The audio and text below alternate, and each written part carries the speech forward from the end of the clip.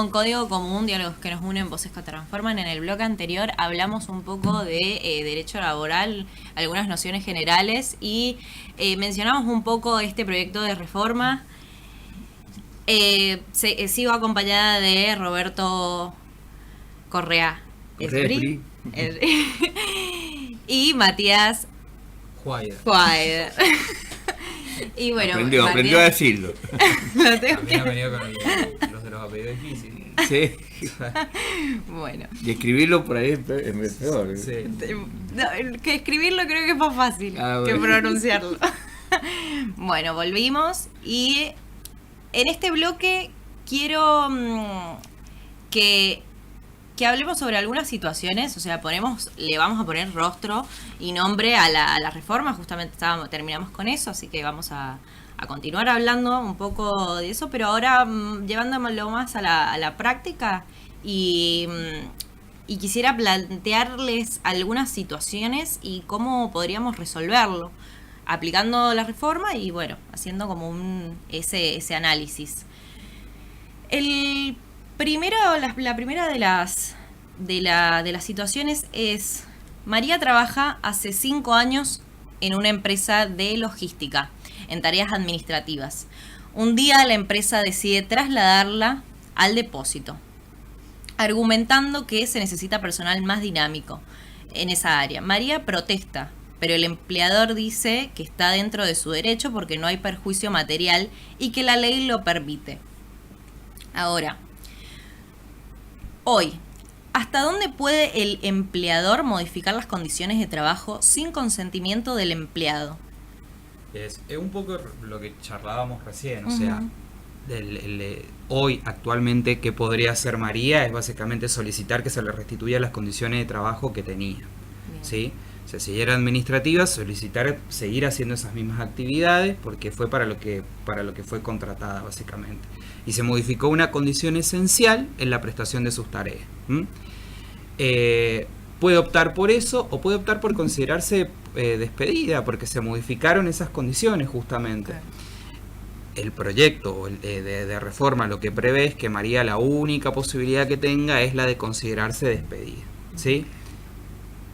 Eso ahí entra a jugar un tema que es probar la injuria laboral. Exactamente. Que no es fácil eso, obviamente, porque cuando hablamos más de condiciones morales o condiciones en donde cómo se afecta la situación del elemento esencial, en este caso, la razonabilidad o la condición de dignidad o económica de la trabajadora, hay que probar esas afectaciones.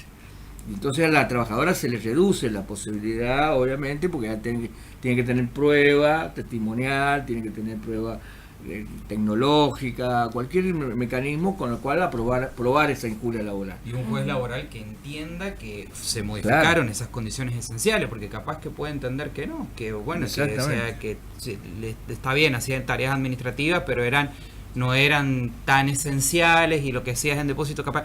Entonces se entorpece un poco más el camino de ese trabajador o de esa trabajadora.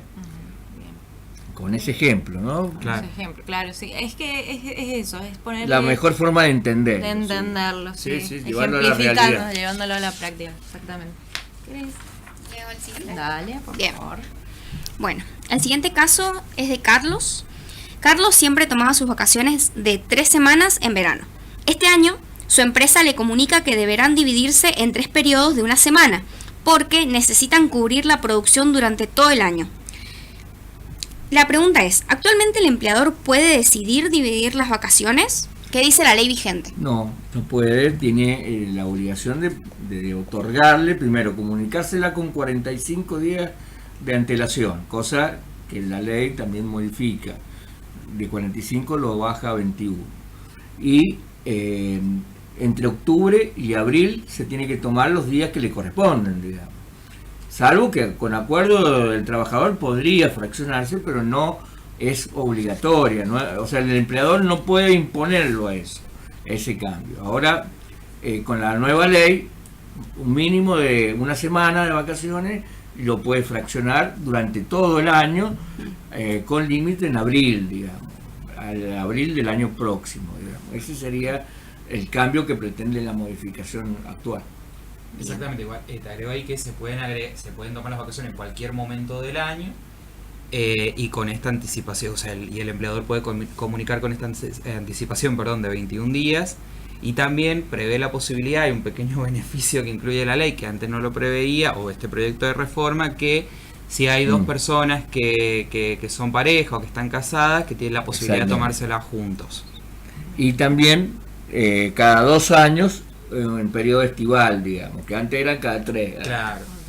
Okay. ¿Periodo estival? En enero. Bien. En enero. Perfecto. Bien. ¿La siguiente? Dale. Bueno. Por favor. Bien. Luciana se enferma y presenta un certificado médico que justifica 15 días de reposo. Su empleador no le cree y denuncia el certificado ante el nuevo registro médico que crea la reforma. El Estado convoca a otro perito y acorta la licencia a solo 1 semana.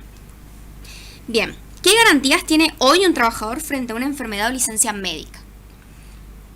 Sí, no, en realidad el trabajador tiene derecho a gozar de la licencia médica por los periodos que te indica el 208 de la Ley de Contrato de Trabajo. Que te indica tu médico. Y exactamente. Lo que hace el proyecto de reforma ahora es como una especie de... Yo creo que hasta que te diría que tienen cierta bronca con el trabajador. Esto es decir, creer que esté enfermo. No, y en realidad con el trabajador y con los médicos que se prestan a confeccionar certificados truchos, por así llamarlo. Claro. Que no están basados en la realidad. El tema es que el empleador tiene facultades hoy, la ley le da facultades para ejercer un control médico, o sea, entonces no entiendo por ahí esto de armar un registro que es más burocrático, ¿no? Para el control de esos certificados, cuando el propio empleador puede enviar el médico a la casa del trabajador y así efectuar ese control por sí solo. Ese proyecto yo creo que hoy, acá en San Juan, sería inviable. Primero porque no existe en San Juan ese registro de médicos. La Subsecretaría de Trabajo, que es la que realiza el control de las enfermedades inculpables, tiene un solo médico para todas las que ni siquiera es médico laboralista. Es un amigo mío, yo he trabajado con él obviamente, pero desgraciadamente no tiene una especialización en medicina laboral. Hasta por ese lado podrían plantearse nulidades de todas las juntas médicas que se celebran en la Subsecretaría de Trabajo, pero crear un registro significa también la obligación de médicos a los cuales va a haber que pagarle por ese control médico que van a realizar por parte del Estado de esos certificados médicos. O sea que hoy sería inviable, salvo que se modifique también el Departamento de Infortunios Laborales de la Subsecretaría de Trabajo, ampliando en ese registro y toda esa cuestión. Y además eso va a ser, lo pretenden implementar a través del Ministerio de Trabajo de la Nación, y que las provincias después se adhieran por una norma especial, las provincias o los municipios se adhieran a la ley para poder implementar ese mecanismo, lo cual es bastante complejo, no lo veo muy factible. Bien, perfecto. Ahora, hablando de despido e indemnización judicial, la siguiente situación dice: José fue despedido sin causa. Inicia un juicio laboral que, bajo el sistema actual, podría incluir actualización por inflación e intereses según cada provincia. Con la reforma, esos intereses se limitarían al 3% anual y el pago podría hacerse en cuotas si la empresa es pyme.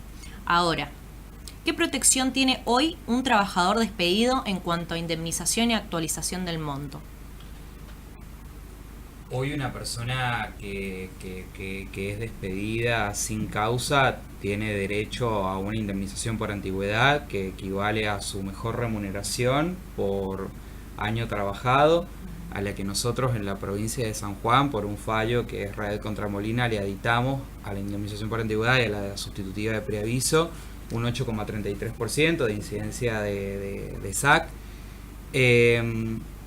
Y si el trabajador no ha cobrado su indemnización, se le aditan intereses que nosotros lo que tenemos es tasa activa Banco Nación. O sea, Cuando creo que nosotros hicimos con Olga, hicimos el cálculo y creo que nos terminaba conveniendo el IPC porque tasa activa era bastante bajo, pero es una tasa de interés que nosotros tenemos, que es facultad de la provincia, la regulación de qué tasa de interés se va a tener, y nosotros tenemos tasa activa Banco Nación, que no lo sabemos calcular. Tenemos una calculadora en el foro de abogado en el que podemos hacer el cálculo de cuál es la actualización, pero sí hay que sí afectaría esto a otras provincias donde tienen un diferente cálculo de intereses. Además, ahí al proyecto que quiere sancionarse, el 3% más el IPC en realidad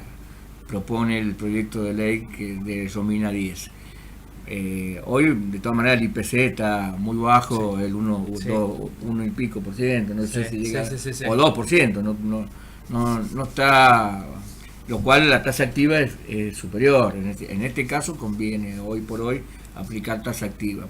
Pero bueno, indudablemente vamos a ver, todo va a estar supeditado a lo que se sancione. Bien, perfecto. ¿Y qué impacto tendría en el acceso a la justicia laboral?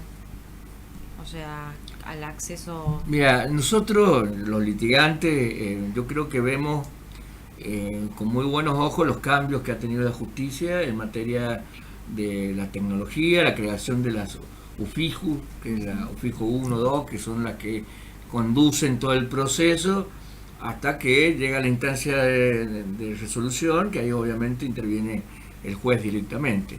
Se ha agilizado muchísimo los trámites judiciales. Un caso que antes te demoraba 2 o 3 años, ahora te demora 1 año en primera instancia, más 3-4 meses en apelación. O sea que en 1 año y medio, hoy por hoy, un caso está resuelto en cámara laboral, en la Cámara de Trabajo. Por supuesto que está en la instancia del recurso extraordinario y ahí se complica un poquito, se demora un poco más, obviamente, en la Corte, pero hoy por hoy los cambios que hay son positivos, entendemos. Sí, es bastante ágil, bastante rápido la justicia laboral, sí. En comparación también con nuestros pares de otras provincias en donde un juicio puede llegar a demorar 5 años, ¿sí? Eso no sucede hoy acá, suelen ser bastante rápidos. Bueno, eso es bueno, un punto más para la provincia. Sí, tenemos una... sí, tenemos una justicia. El sistema judicial es bueno, o sea, es ágil, tiene algunos defectos, por supuesto que tiene que ver con la profundidad a veces con los que se resuelven los casos, pero eso a veces es agilidad por contenido, digamos. Claro. Bueno, estas historias son ejemplos y bueno, nos sirven justamente para entender al que nos está escuchando. Yo les quiero agradecer mucho por acompañarnos a ustedes. Muchas gracias por venir. Gracias, Marti. Ahora ya nos estamos yendo. Así que muchas gracias por acompañarnos a todos también en la audiencia. Esto fue Código Común, diálogos que nos unen, voces que transforman. Nos encontramos el viernes que viene a las 18 horas por Radio Universidad. También nos pueden seguir por Twitch, Kik, y bueno, síganos @Código Común _ en Instagram. Y chau.